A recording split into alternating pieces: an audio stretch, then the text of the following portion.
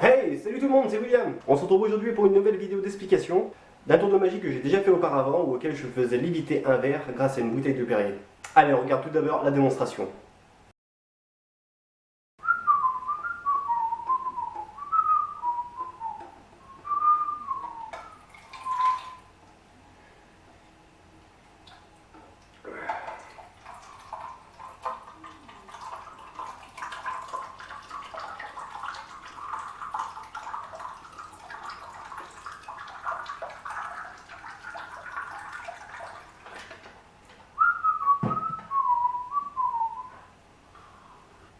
Et voilà, j'espère que la démo vous a plu. C'est génial! C'est génial! Alors, pour les explications, il va falloir faire un petit peu de bricolage, être un petit peu patient. Donc, il y a à peu près 13 éléments à rassembler, à découper pour pouvoir créer ce tour de magie. On va regarder plus en détail chaque élément qu'il faut pour ce tour de magie.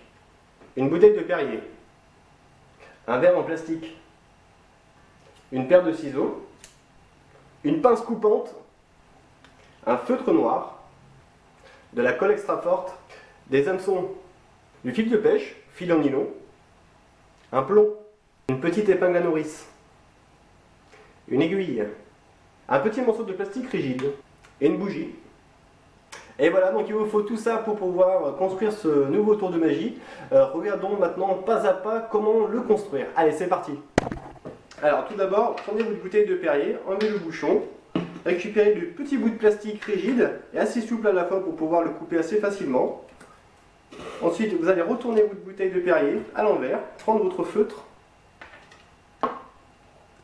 et marquer le tour de la bouteille. Une fois marqué avec le marqueur, hop, coupez-le. Donc il faut découper comme un petit rond, donc normalement il devrait faire la taille du goulot de la bouteille. Vous allez couper un petit triangle sur un côté du plastique. Ensuite, deux petits triangles de l'autre côté du morceau de plastique. Hop, comme ceci. Et on va le mettre de côté pour l'instant. Alors ensuite, récupérez la petite épingle à nourrice et vous allez la plier en deux, la tordre à 90 degrés à peu près, comme ceci. Récupérez-la avec une pince et faites chauffer l'épingle à nourrice. Une fois l'épingle bien chaude, vous allez l'encastrer à l'intérieur du plastique. Elle va s'encastrer dans le plastique de la bouteille. Attendez quelques secondes. Lâchez tout. Une fois que c'est fait, retirez l'épingle et coupez la tête de l'épingle.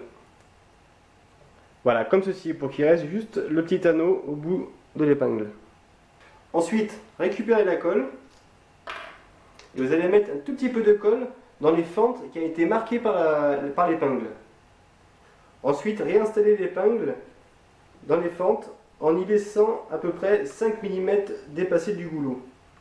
Comme ceci. En pensant bien à y laisser 5 mm dépassé. Et laisser sécher. Ensuite, récupérez un hameçon. Vous allez laisser à peu près une bonne vingtaine de centimètres de fil. La tête de fil, vous allez la glisser à l'intérieur du petit anneau de l'épingle à nourrice qui est attaché sur la bouteille de Perrier. Hop, comme ceci. Ensuite, au bout du fil de l'hameçon, glissez-y et attachez-y un plomb. Comme ça là. Ensuite, laissez tomber le plomb à l'intérieur de la bouteille, en faisant attention de ne pas vous faire accrocher le doigt par l'hameçon.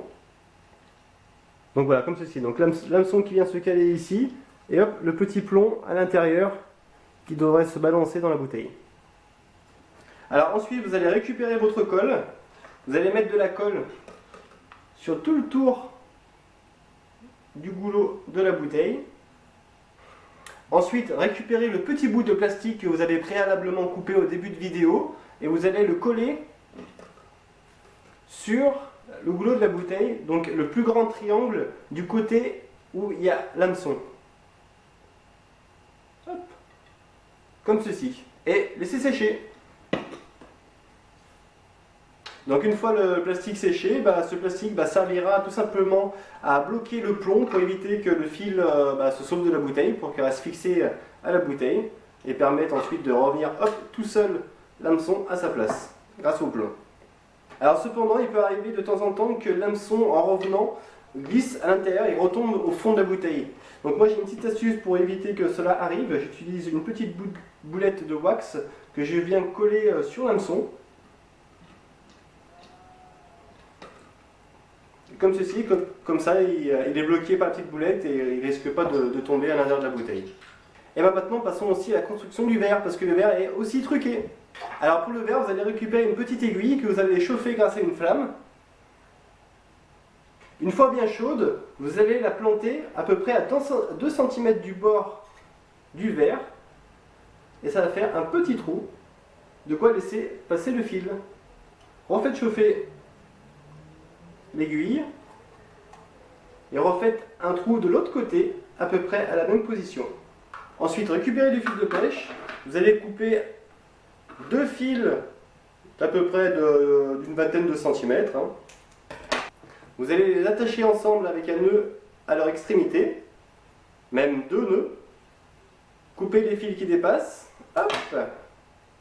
Et voilà, ça vous fait un fil avec un nœud au milieu. Ensuite, glissez le fil de pêche dans les petits trous du verre que vous avez fait grâce à l'aiguille. Vous allez passer par l'intérieur du verre. D'un côté et de l'autre. Comme ceci. Ensuite, faites un nœud autour du verre. Comme ceci.